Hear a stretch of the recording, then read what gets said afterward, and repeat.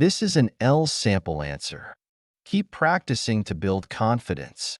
To try a mock test with these questions, watch our mock test video. The link to the PDF document is in the first comment. Want to improve your IELTS writing skills? Check out our new IELTS writing channel. Let's start off by talking about beverages. What is your favorite beverage? I really enjoy drinking coffee, particularly cappuccinos. The rich, smooth taste with the creamy foam is really comforting. It's my go-to drink when I need a boost of energy or relaxation. How often do you drink beverages like tea or coffee? I have coffee every morning to wake me up, and in the evening, I usually enjoy a cup of tea. On average, I drink these beverages at least twice, or sometimes even 3 times daily. Do you prefer hot or cold beverages? I prefer hot beverages during the colder months because they keep me warm and cozy. However, in the summer, I love cold drinks like iced coffee or fresh fruit juices to stay refreshed. Have your preferences for beverages changed over time? Yes, my preferences have changed. I used to drink sugary fizzy drinks as a teenager, but now I prefer healthier options like herbal teas, fresh juices, and occasionally, black coffee for its health benefits. Do you usually drink beverages when you are out with friends? Yes, definitely. I often enjoy catching up with friends over coffee or a refreshing drinking. It creates a relaxed environment where we can chat, laugh, and enjoy each other's company. That's the end of part 1. Now we are going to move to part 2. In this part, you will have 1 minute to prepare and then speak up to 2 minutes. Describe a memorable journey you had. You should say where you went, how you traveled, what you did during the journey, and explain why it was memorable.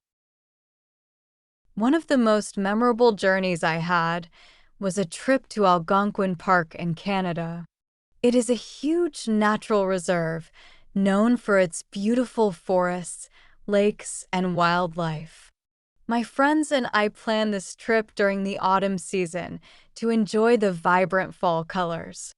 We drove there from Toronto, a journey of about 3 hours. We stopped several times along the way to take photos and admire the scenery. We stayed at a campsite near one of the park's lakes. It was quiet and really pretty. During the day, we hiked the trails and paddled on the calm lake in a canoe. The most challenging part was hiking the Lookout Trail. It was a steep climb, but the view at the top was incredible. We could see the whole park glowing in autumn colors. One evening, we sat around a campfire under a sky full of stars. We shared stories, roasted marshmallows, and listened to the sounds of nature. The crackling fire added to the cozy atmosphere. It was peaceful and felt very special. It was a chance to disconnect from technology and just enjoy nature. This trip was unforgettable, not only because of the stunning natural beauty, but also because of the time I spent with my friends. We had so much fun together, and the mix of adventure and relaxation made it perfect. Algonquin Park is one of the most amazing places I've ever been. That's the end of part 2. Now we are going to move on to part 3. We'll continue discussing the topic of traveling. Why do people like to travel to new places? People travel to experience new cultures and enjoy different foods. It allows them to step out of their comfort zones and enrich their lives. For example, A trip to Japan lets visitors taste sushi and sashimi. Moreover, it's a great way to unwind and escape from the pressures of daily life, offering a fresh perspective on the world. What are the benefits of traveling for young people? Traveling helps young people become more independent, confident, and adaptable. For instance, backpacking through Europe allows them to meet diverse people and develop problem solving skills. These experiences build confidence and broaden their worldview. This is invaluable for personal growth and professional development, shaping their future decisions. How has traveling changed compared to the past? Traveling has become more affordable and convenient thanks to modern transportation and the internet. For example, people can now book flights, accommodations, and activities online, making travel planning quicker and easier. In the past, it was more difficult and time consuming with fewer options. Today, technology allows easy comparison of prices and access to real time information. What impact does tourism have on the environment?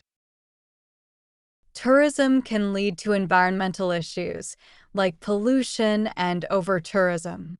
For example, the excessive number of visitors to popular destinations like Venice can damage historic buildings and ecosystems. However, ecotourism, responsible travel, and sustainable practices can help mitigate these negative effects, preserving the environment for future generations. Do young people and old people have different preferences for traveling? Yes, their preferences often differ. Young people tend to seek adventure, excitement, and new experiences. They often travel to vibrant cities or remote areas. For example, they might go backpacking through Southeast Asia. Older people, on the other hand, may prefer more relaxed trips. They enjoy beach resorts or cruises. They focus on comfort, cultural heritage, and leisurely sightseeing. That's the end of the speaking test. Good job.